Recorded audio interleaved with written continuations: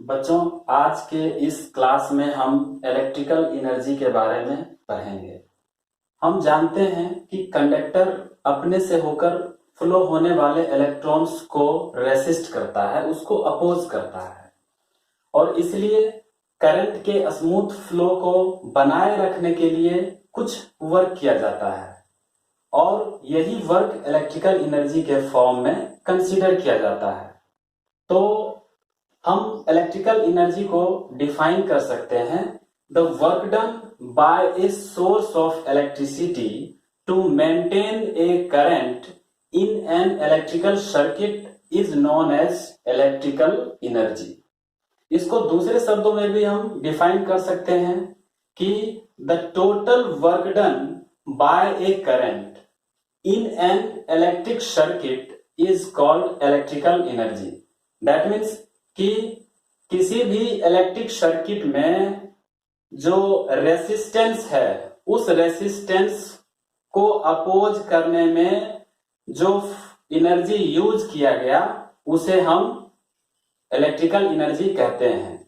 तो आइए हम इसको एक इस तरह से हम कैलकुलेट करते हैं। तो सबसे पहले हम इसमें फिगर बनाएंगे।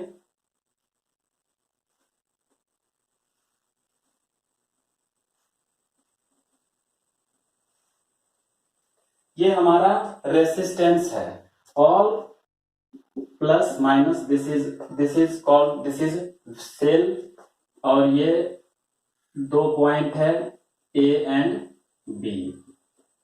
तो करंट हम जानते हैं कि पॉजिटिव से नेगेटिव की ओर मूव करता है, तो ये हमारा करंट है, और this one is V, potential difference between across the conductor, और ये हमारा रेसिस्टेंस है, दैट मीन्स की आर। तो जब करंट यहां से फ्लो करेगा पॉजिटिव से, तो यह पॉइंट ए से होकर के कंडक्टर से होकर के जब गुजरेगा, तो यहाँ पे इस कंडक्टर के द्वारा उसे कुछ अपोजिंग फोर्स लगेगा, और उस अपोजिंग फोर्स को ब्रेक करने के लिए जो हम एनर्जी प्रोवाइड करते हैं वो इलेक्ट्रिकल एनर्जी कहलाता है। तो हमने क्या कंसीडर किया यहाँ पे? तो हमने कंसीडर किया कि एक इलेक्ट्रिक सर्किट है, इस इलेक्ट्रिक सर्किट में जो आई करंट है ये फ्लो कर रहा है, आई करंट फ्लो कर रहा है, और कितने समय के लिए? तो टी टाइम तक फ्लो करता है।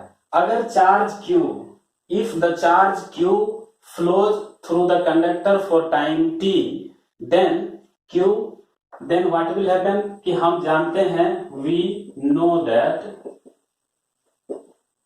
that current is charge per unit time।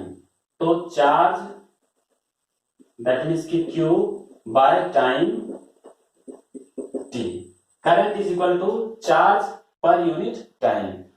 तो यहां से हम Q is equal to IT, ये हमने कैलकुलेट कर दिया।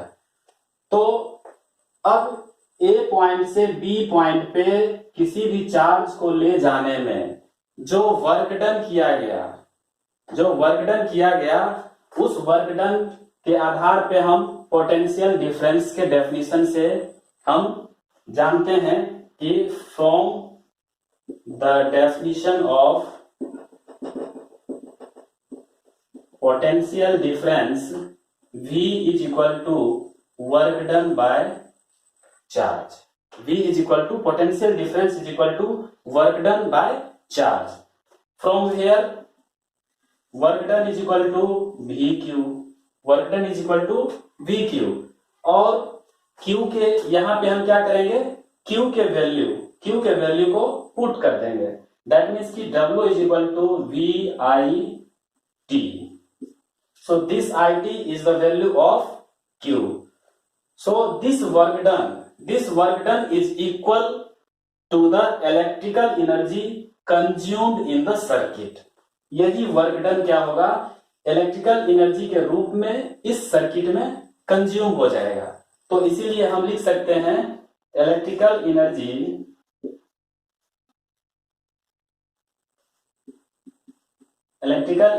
E is equal to VIT।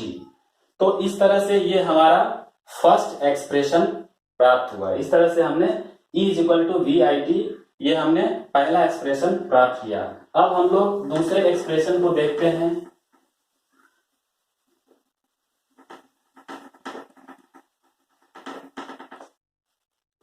तो ओम्स लॉ अप्लाई करने के बाद, applying Ohm's law, Ohm's law apply करने के बाद यहां पे E is equal to V I T है ना। तो ओम्स लॉ अप्लाई करने के बाद V is equal to I R, so we just put the value of E in the given expression. So now E is equal to I R I T, that means कि E is equal to I square RT. So this one is the first equation, this one is the second formula to find the electrical energy. So अगर मान लो कि electrical energy के expression से हमें current को हटाना चाहते हैं, अगर हम इलेक्ट्रिकल एनर्जी के एक्सप्रेशन से करंट को हटाना चाहते हैं तो हम क्या करेंगे कि if I want to remove the current from the expression of electrical energy, then we just put the value of I from the Ohm's law. So E is equal to V by R square RT, क्योंकि I is equal to V by R, ये Ohm's law के expression से है। तो यहां से हम जब कैलकुलेट करते हैं तो E is equal to V square, ये 1R cancel by RT. This is the third expression to calculate the electrical energy. तो यानी इलेक्ट्रिकल एनर्जी के तीन फॉर्मूले हैं, और मेरा तो सजेशन है आप लोगों से कि ये तीनों फॉर्मूले को आप याद कर लें, बाकी आपकी मर्जी। तो हम इसको लिख सकते हैं, finally we can write it.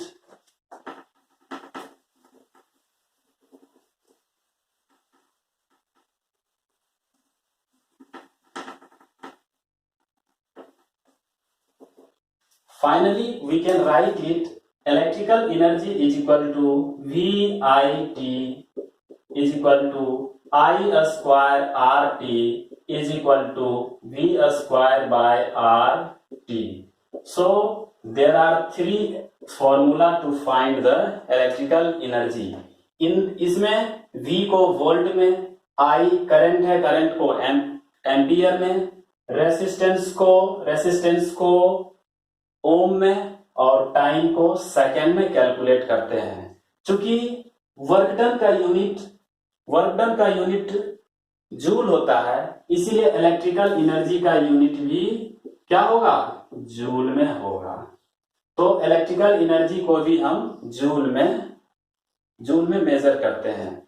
तो अगर कंडक्टर को हीटिंग एप्लियंस के रूप में यूज किया जाता हो तो हम इसको लिख सकते हैं इस तरह से भी, if conductor is used as a heating appliance, then this energy is converted into heat energy. So we can write the expression like this: W is equal to E is equal to H is equal to VIT is equal to I square RT is equal to V square by RT. तो इस तरह से हम electrical energy को calculate करते हैं। Electrical energy के calculation को समझने के लिए कुछ न्यूमेरिकल्स को हम लोग प्रैक्टिस करेंगे। हम देखेंगे कुछ इस तरह से न्यूमेरिकल्स को, जिसमें से एक न्यूमेरिकल्स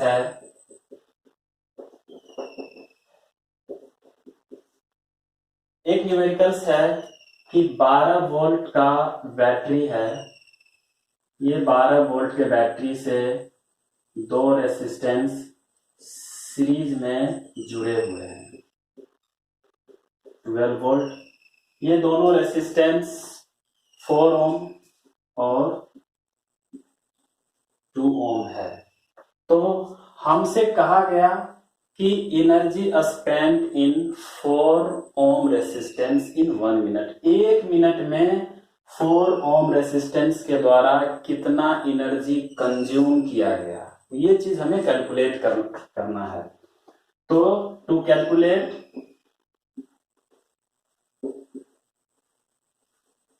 एनर्जी स्पेंट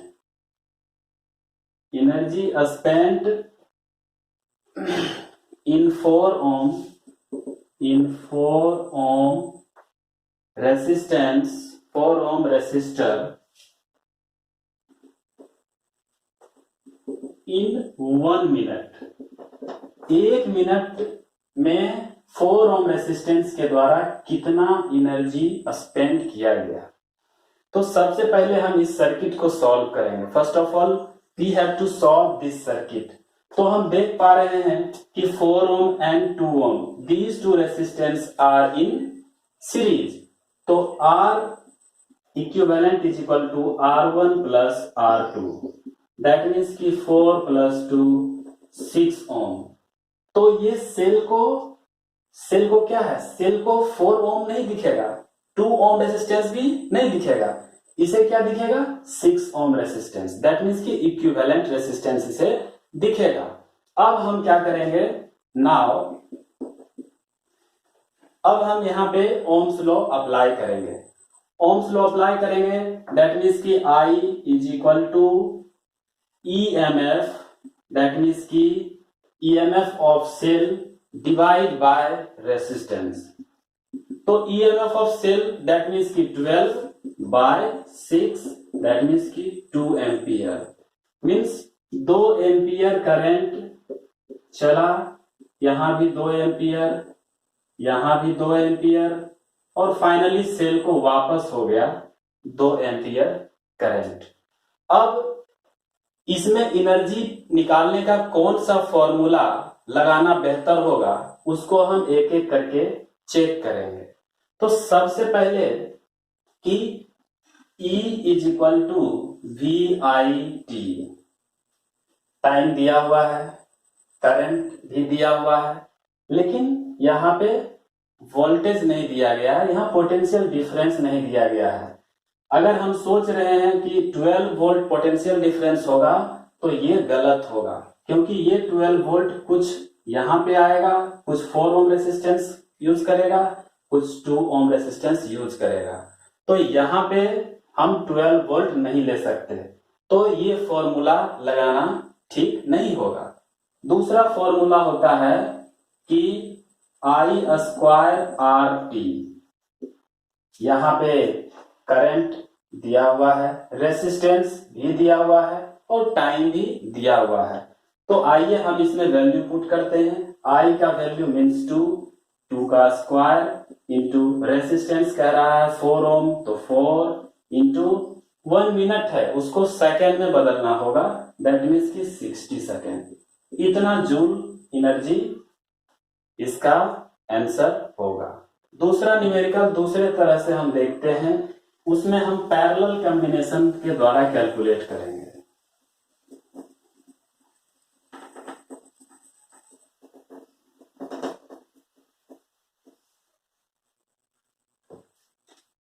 तो दूसरा न्यूमेरिकल में हम फिर वही लिए 12 वोल्ट, रेसिस्टेंस भी वही लिए,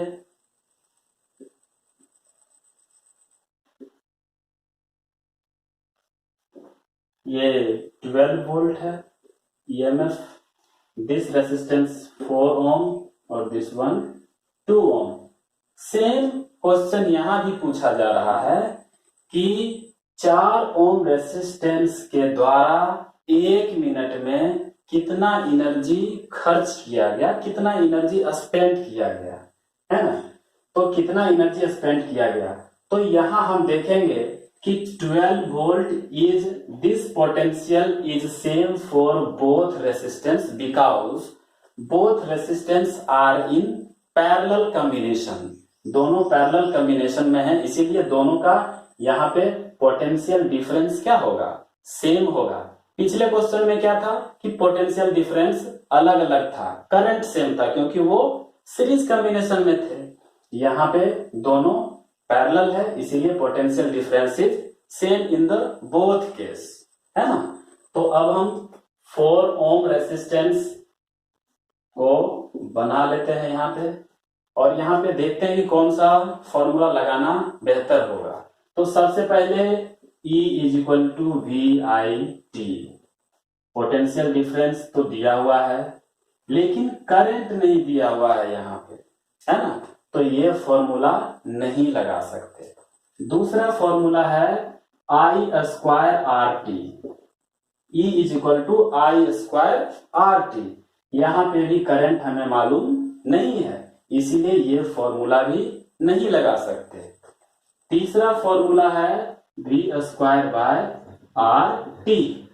इस केस में पोटेंशियल डिफरेंस दिया हुआ है V 12 वोल्ट, रेसिस्टेंस भी दिया है और टाइम भी दिया हुआ है। इसका मतलब है कि ये फॉर्मूला इसके लिए एप्लीकेबल होगा।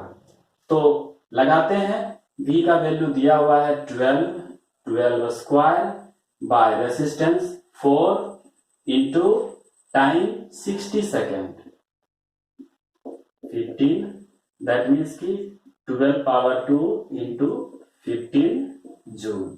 तो इस तरह से हम इलेक्ट्रिकल एनर्जी को कैलकुलेट कर सकते हैं और इतने तरीके से हम कैलकुलेट कर सकते हैं। तो टोटल इलेक्ट्रिकल एनर्जी को कैलकुलेट करने के लिए हमारे पास 3 फॉर्मूला है और ये तीनों फॉर्मूला को हम क्वेश्चन में दिए गए डाटा के अनुसार चेक कर लेंगे और तीनों को याद रखेंगे तो ज्यादा बेहतर होगा।